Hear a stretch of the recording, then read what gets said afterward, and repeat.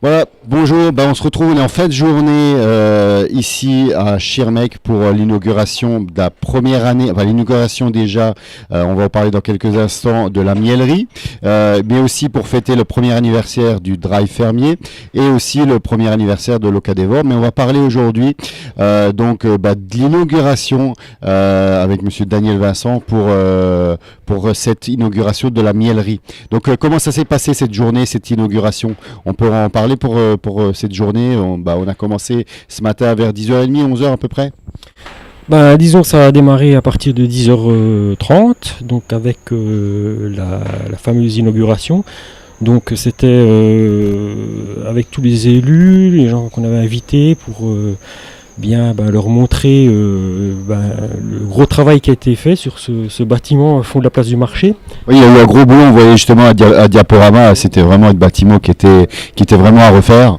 Ah oui, il y avait un travail énorme, puisque au départ c'était quelque chose qui était vraiment désaffecté, mais plus que ça je dirais, avec des gros travaux, changement de plafond, remplacement de dalles, perçage de portes dans des murs de 50 cm de large avec de la caillasse.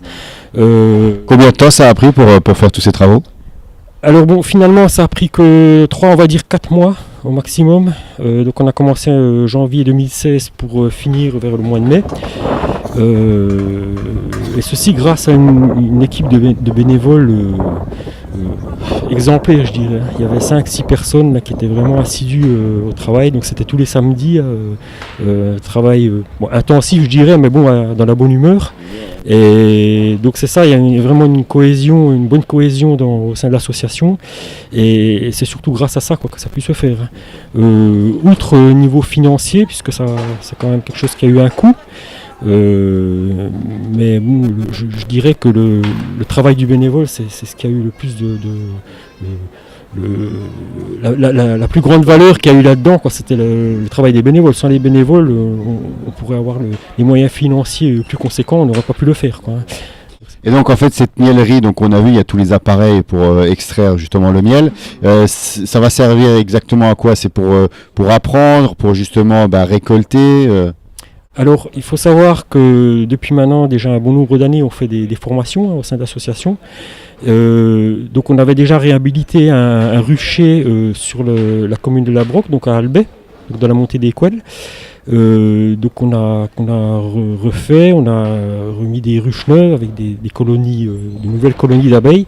Et donc, ça nous sert principalement à faire les cours pratiques donc d'apiculture, surtout destinés aux débutants, donc principalement d'initiation. Et parallèlement à ça, ce qui nous manquait un peu, c'était le traitement du produit, donc du miel.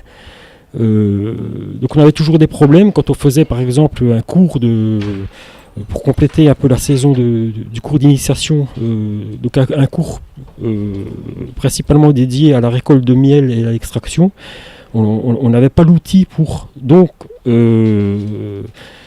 là maintenant, avec cette miellerie, donc c'est quelque chose qui est réglé. Donc là, c'est vraiment d'abord le but premier, c'était la formation, et après le but deuxième, c'est aussi travailler dedans pour extraire, ou alors vous avez chacun de votre côté justement vos machines, etc. Voilà, alors oui et non.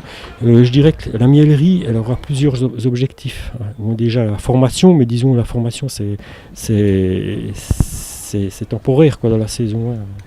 La deuxième chose, je dirais, c'est bien pour ça qu'on a insisté au début, qu'on a voulu trouver un local qui était bien central au niveau de la vallée, et Schirmeck c'est l'idéal, sur la place du marché. C'était surtout au niveau symbolique par rapport au grand public. C'est aussi pour l'image de l'abeille. Donc il y aura aussi cette fonction-là, mais il y aura aussi la fonction d'outil qui va servir aux apiculteurs. Alors quand je dis apiculteurs, c'est pas forcément que les membres de notre association, ça peut être d'autres apiculteurs du secteur qui ne sont pas forcément adhérents, mais qui pourront très bien aussi utiliser la miellerie. Après, ça sera sous condition d'une une petite location, quoi, simplement pour couvrir des frais de fonctionnement. Donc typiquement, donc c'est quelqu'un qui a un petit rucher et puis qui a pas le matériel pour extraire le miel. Il dit bah voilà, moi je voudrais est-ce que je peux récupérer mon miel chez vous, puis effectivement avec une location à la base, quoi. Voilà, oui, c'est ça. Disons, nous on a veillé quand on a fait cette mielerie à ce qu'il y ait quand même une grande amplitude au niveau des personnes qui viennent, au niveau d'amplitude, de capacité des personnes qui viennent extraire. C'est-à-dire qu'une personne qui va avoir 4 ou 5 ruches ne va pas forcément avoir énormément de miel à extraire. Elle pourra très bien utiliser la mielerie puisqu'on a du matériel un peu plus petit, donc on a ce qu'on appelle des extracteurs. On a un extracteur de petite taille, donc qu'une personne comme ça pourra utiliser. Par contre, si quelqu'un a 30 ou 40 ruches, et moi je vois aussi dans l'avenir, là on est en train de former beaucoup de débutants, donc moi j'espère qu'un jour il y aura des gens qui seront apiculteurs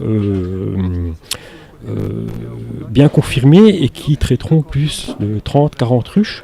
Ça c'est mon espoir, hein, et qui pourront utiliser du plus gros matériel, puisqu'on a quelqu'un qui a 80 ruches par exemple peut très bien utiliser cette mielerie pour extraire son miel, donc des quantités quand même assez conséquentes.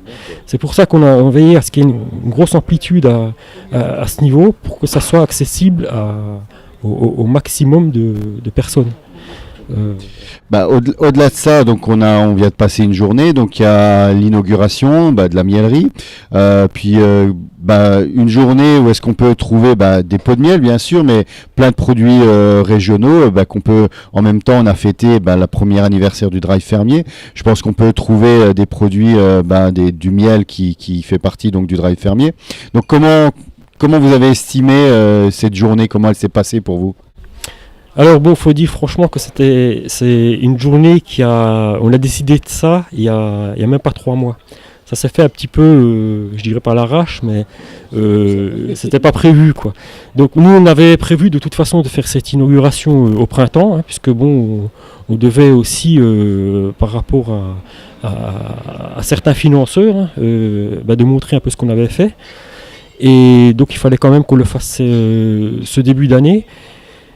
Et c'est surtout par rapprochement du drive fermier qui, eux, au même moment que nous on avait prévu cette date, se sont dit tiens, puisqu'on fête notre première année, pourquoi pas organiser un marché paysan. Alors voilà, on est parti sur cette base. Donc finalement, ça a pris quand même un peu d'ampleur, ce qu'on n'avait pas nous forcément prévu au départ. Et voilà quoi. Donc là maintenant, à l'heure qu'il est en fin de journée, je me dis que finalement ça c'est quand même pas plus mal.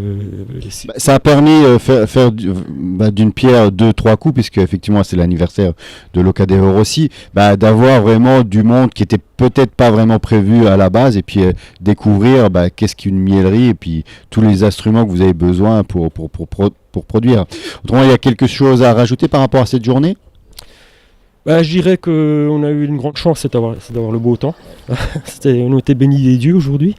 Et moi je pense que c'est quelque chose qui serait à renouveler à l'avenir, avec peut-être quelques lacunes qu'on pourra peut-être effacer. Ouais, il y a toujours des petits détails à régler, c'est clair. Des petits détails mineurs. Voilà, c'est en faisant qu'on apprend. Et moi je pense qu'ici, sur la place du marché à Schirmeck, on a un gros potentiel, il suffit de faire un peu de communication à l'avance, parce qu'on n'est peut-être pas toujours apte à faire correctement, c'est pas évident de faire de la communication. Voilà, donc moi je pense que de toute façon... Au niveau communication, on t'en profiter, on peut vous trouver comment? Vous avez un site internet, vous avez une page Facebook, vous avez des choses comme ça? Alors Facebook pas encore, mais on a un site internet qui est assez bien fourni, donc où il y a tous les coordonnées de l'association, les dates de formation qu'on fait, les actualités qu'on peut avoir au sein des activités d'association, tout surtout des liens qui sont cohérents avec nos activités, avec peut-être des sociétés locales ou d'autres sites internet, par exemple avec les communes, par exemple avec des organismes qui sont liés à l'apiculture, comme des problèmes de déclaration de ruches par exemple, enfin des choses comme ça. Parce qu'on me demande souvent, surtout des débutants qui reviennent, parce que bon, on leur explique en général quand il y a des formations qu'il n'y a pas que l'abeille, mais qu'il y a aussi des contraintes administratives, qu'il y a des contraintes de déclaration. Et donc souvent il y en a qui reviennent, qui n'ont peut-être pas forcément compris tout ce qu'il y a à faire quand on débute, parce qu'il y a tout qui vient en même temps. Et le plus simple, c'est d'aller sur le site internet. Et sur le site internet, en principe, on trouve tout. On trouve les liens, il n'y a qu'à cliquer dessus, chercher un petit peu, et puis on trouve. Donc voilà, c'est aussi ça. À ce niveau, bon, on arrive quand même à avoir une bonne communication. Après, au niveau d'une manifestation d'assez grande ampleur, c'est peut-être un peu plus compliqué. Je pense qu'il faut s'y prendre longtemps à l'avance, et organiser quelque chose de mois avant, c'est peut-être pas toujours évident que de faire beaucoup de communication. Voilà. Mais bon, je dirais que là maintenant, dans l'ensemble, aujourd'hui, ça s'est quand même plus ou moins bien passé. Je pense que le marché paysan, ils ont dû faire pas mal de chiffres quand même. Il y a quand même un flux permanent tout l'après-midi. Au niveau de la buvette, il y avait aussi pas mal. Le Cadévore, par exemple, je pense qu'ils ont bien marché sur le coup de midi. Donc voilà, c'était ça, surtout ça le but, hein, d'avoir. Après, nous, c'est la mielerie. Nous, on n'a aucun intérêt financier de faire. Voilà, on a extrait du miel, on n'en a pas vendu justement pour que Eric, par exemple, avec son stand de miel, puisse vendre bien aujourd'hui. Voilà, nous, on a fait notre inauguration, c'était notre... Bon ben voilà, donc on retrouvera ce petit reportage. Je vais mettre quelques plans de coupe de cette journée, et puis on se dit à bientôt sur LCV pour d'autres interviews et d'autres reportages. Merci. C'est toi, président, qui va montrer.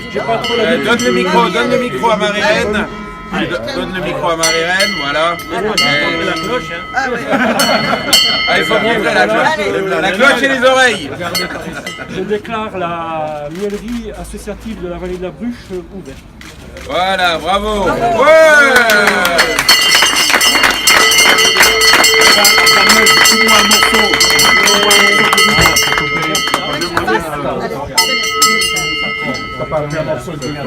Ah non, je veux un morceau du ruban.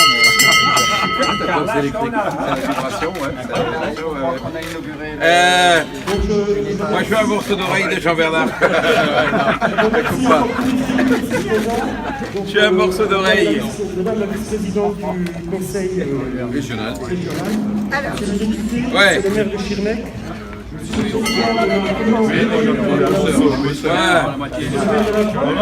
Merci. Pas comme les autres, hein, celui-là. Ah, petit bout. Tu sais qu'il y a des miels, il y a des miels, il y a des abeilles, il y a un rucher à l'Assemblée nationale sur les toits. Ah, c'est un problème là. Il en voulait un gros bout. Donner un gros bout Alors, au maire de la commune. à le maire qui a donné des sous. Voilà.